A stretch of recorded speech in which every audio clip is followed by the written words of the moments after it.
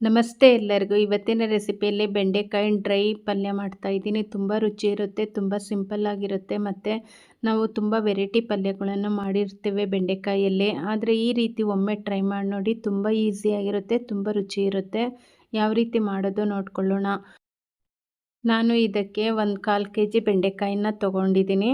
ಈಗ ಅದನ್ನು ಒಂದು ಪಾತ್ರೆಯಲ್ಲಿ ಹಾಕಿ ಒಂದು 3 ಸಲ ಚೆನ್ನಾಗಿ ವಾಶ್ ಮಾಡ್ಕೊತೀನಿ. ನೋಡಿ, ಚೆನ್ನಾಗಿ ವಾಶ್ ಮಾಡ್ಕೊಳ್ಬೇಕು ಇದನ್ನು.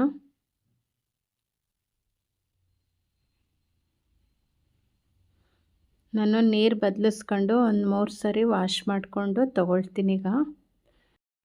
ಇವಾಗ ಇದರಲ್ಲಿರುವ ನೀರನ್ನು ಈಗ ಒಂದು ಒಣ ಬಟ್ಟೆಯಲ್ಲಿ ಚೆನ್ನಾಗಿ ಒರೆಸ್ಕೋಬೇಕು. ನೋಡಿ, ನಾನು ಎಲ್ಲವನ್ನೂ ಈಗ ಚೆನ್ನಾಗಿ ಒರೆಸ್ಕೊಂಡಿದ್ದೀನಿ. ಈಗ ಒರೆಸ್ಕೊಳ್ಳೋದ್ರಿಂದ ಪಲ್ಯದಲ್ಲಿ ಲೋಳೆ ಅಂಶ ಬರಲ್ಲ. ಹಾಗಾಗಿ ನೋಡಿ, ನಾನು ಇಷ್ಟು ಗಾತ್ರದಲ್ಲಿ ಈಗ ಚಿಕ್ಕ ಚಿಕ್ಕದಾಗಿ ಹೆಚ್ಕೊತಾ ಇದ್ದೀನಿ.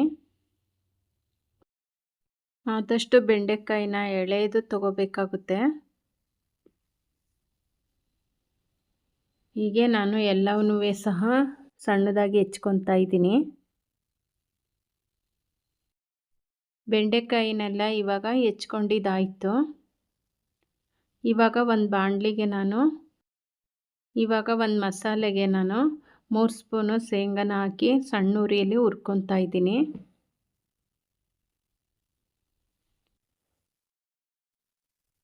ನೋಡಿ, ಇಷ್ಟಾದರೆ ಸಾಕು ಅನಿಸುತ್ತೆ. ಇವಾಗ ಇದನ್ನು ತಕ್ಕೊತಾ ಇದ್ದೀನಿ. ಇವಾಗ ಒಂದು ಪ್ಲೇಟಿಗೆ ತಕ್ಕೊಂಡಿದ್ದೀನಿ. ಇವಾಗ ಒಂದು ಮಿಕ್ಸಿ ಜಾರಿಗೆ ಶೇಂಗಾ ಹಾಕ್ಕೊಂಡೆ, 1 ಸ್ಪೂನ್ ಧನಿಯಾ ಪುಡಿ ಹಾಕ್ಕೊಂಡೆ, 1 ಸ್ಪೂನ್ ಖಾರದ ಪುಡಿ ಹಾಕ್ಕೊಂಡೆ. ನೋಡಿ, 1 ಗೆಡ್ಡೆನ ಬೆಳ್ಳುಳ್ಳಿನ ಸುಲಿದು ಹಾಕ್ಕೊತಾ ಇದ್ದೀನಿ. ಇವಾಗ 1/4 ಸ್ಪೂನು ಜೀರಿಗೆ ಹಾಕ್ಕೊಂಡು ಇದನ್ನು ತರಿಯಾಗಿ ಪುಡಿ ಮಾಡ್ಕೋಬೇಕು. ನೋಡಿ, ಈ ಥರ ನಾನು ಪುಡಿ ಮಾಡಿ ಇಟ್ಕೊಂಡಿದ್ದೀನಿ.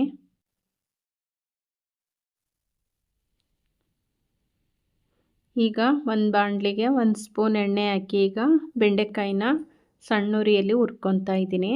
ಇದು ಹಸಿ ವಾಸನೆ ಹೋಗೋವರೆಗೂ ಹುರ್ಕೋಬೇಕು. 2 ಸ್ಪೂನ್ ಎಣ್ಣೆ ಹಾಕ್ಕೋಬೇಕು. ನೋಡಿ, ಇವಾಗ ಇದನ್ನು ಚೆನ್ನಾಗಿ ಫ್ರೈ ಮಾಡ್ಕೊತಾ ಇದ್ದೀನಿ.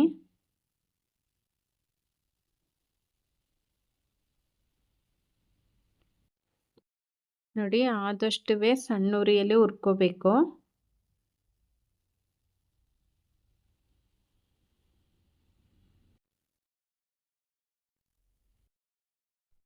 ಈಗ ಬೆಂಡೆಕಾಯಿನೆಲ್ಲ ಈಗ ಒಂದು ಪ್ಲೇಟಿಗೆ ತಕ್ಕೊತಾ ಇದ್ದೀನಿ. ಅದೇ ಬಾಣಲಿಗೆ ನಾನು 2 ಸ್ಪೂನ್ ಎಣ್ಣೆ ಹಾಕಿ ಸಾಸಿವೆ, ಉದ್ದಿನಬೇಳೆ ಮತ್ತು ಕರ್ಬೇವಿನ ಸೊಪ್ಪು ಹಾಕ್ಕೊಂಡಿದ್ದೀನಿ. ಕರ್ಬೇವಿನ ಸೊಪ್ಪು ಒಂದು ಸ್ವಲ್ಪ ಜಾಸ್ತಿನೇ ಹಾಕ್ಕೊಂಡ್ರೆ ತುಂಬ ಒಳ್ಳೆ ಫ್ಲೇವರ್ ಬರುತ್ತೆ. ಇವಾಗ ಪುಡಿ ಮಾಡ್ಕೊಂಡಿರೋ ಪುಡಿನ ಅದಕ್ಕೆ ಸೇರಿಸಿ ಚೆನ್ನಾಗಿ ಹುರ್ಕೊತಾ ಇದ್ದೀನಿ. ಇದು ಸಹ ಹಸಿ ವಾಸನೆ ಹೋಗೋವರೆಗೂ. ಇವಾಗ ಅರಿಶಿನ ಹಾಕ್ಕೊಂಡೆ, ಅರ್ಧ ಸ್ಪೂನು, ರುಚಿಗೆ ತಕ್ಕಷ್ಟು ಉಪ್ಪು ಹಾಕ್ಕೊಂಡೆ. ಈ ಥರ ಹುರ್ಕೊಂಡಾದ್ಮೇಲೆ ಇದಕ್ಕೆ ಹುರಿದಿಟ್ಟಿರುವ ಬೆಂಡೆಕಾಯಿನ ಸೇರಿಸ್ಕೊತಾ ಇದ್ದೀನಿ. ಬೆಂಡೆಕಾಯಿನೂ ಸಹ ಚೆನ್ನಾಗಿ ಹುರ್ಕೋಬೇಕು. ನಾನು ಇದಕ್ಕೆ ಟೊಮೊಟೊ ಮತ್ತು ಹುಣಸೆ ಹುಳಿ ಏನು ಸಹ ಸೇರಿಸ್ಕೊಂಡಿಲ್ಲ. ಇದೇ ರೀತಿ ಡ್ರೈ ಆಗಿ ಮಾಡೋದು ಇದು ಪಲ್ಯ. ತುಂಬ ರುಚಿ ಇರುತ್ತೆ, ಚಪಾತಿ ಅನ್ನಕ್ಕೂ ತುಂಬ ಚೆನ್ನಾಗುತ್ತೆ. ನೋಡಿ, ಈ ಥರ ಬೆಂಡೆಕಾಯಿಗೆ ಮಸಾಲೆ ಎಲ್ಲ ಸೇರಿಸ್ಕೊಂಡ್ಮೇಲೆ ಚೆನ್ನಾಗಿ 2 ನಿಮಿಷ ಹುರ್ಕೊಂಡಿದ್ದೀನಿ. ಇವಾಗ ಇದನ್ನು ಲಿಡ್ ಕ್ಲೋಸ್ ಮಾಡಿ ನಾನು 1-2 ನಿಮಿಷ ಸಣ್ಣ ಉರಿಯಲ್ಲಿ ಬೇಯೋದಕ್ಕೆ ಬಿಡ್ತೀನಿ. ನೋಡಿ, ಇವಾಗ ಓಪನ್ ಮಾಡಿ ತೋರಿಸ್ತಾ ಇದ್ದೀನಿ. ಚೆನ್ನಾಗಿ ಉಪ್ಪು ಖಾರ ಎಲ್ಲ ಎಳ್ಕೊಂಡಿರುತ್ತೆ ಈಗ ಇದಕ್ಕೆ. ಇವಾಗ ಇದನ್ನು ನಾನು ಸರ್ವಿಂಗ್ ಪ್ಲೇಟಿಗೆ ಸರ್ವ್ ಮಾಡ್ಕೊತೀನಿ. ತುಂಬ ರುಚಿ ಇರುತ್ತೆ. ಬಿಸಿ ಬಿಸಿ ಅನ್ನದ ಜೊತೆ, ಬಿಸಿ ಬಿಸಿ ಚಪಾತಿ ಜೊತೆ, ರೊಟ್ಟಿ ಜೊತೆ ಒಳ್ಳೆ ಕಾಂಬಿನೇಷನ್ ಅಂತಲೇ ಹೇಳ್ಬೋದು. ಒಮ್ಮೆ ಟ್ರೈ ಮಾಡಿ ನೋಡಿ. ನನ್ನ ವಿಡಿಯೋ ಇಷ್ಟ ಆದರೆ ಲೈಕ್ ಮಾಡಿ, ಶೇರ್ ಮಾಡಿ, ಕಮೆಂಟ್ ಮಾಡಿ, ಸಬ್ಸ್ಕ್ರೈಬ್ ಆಗಿ.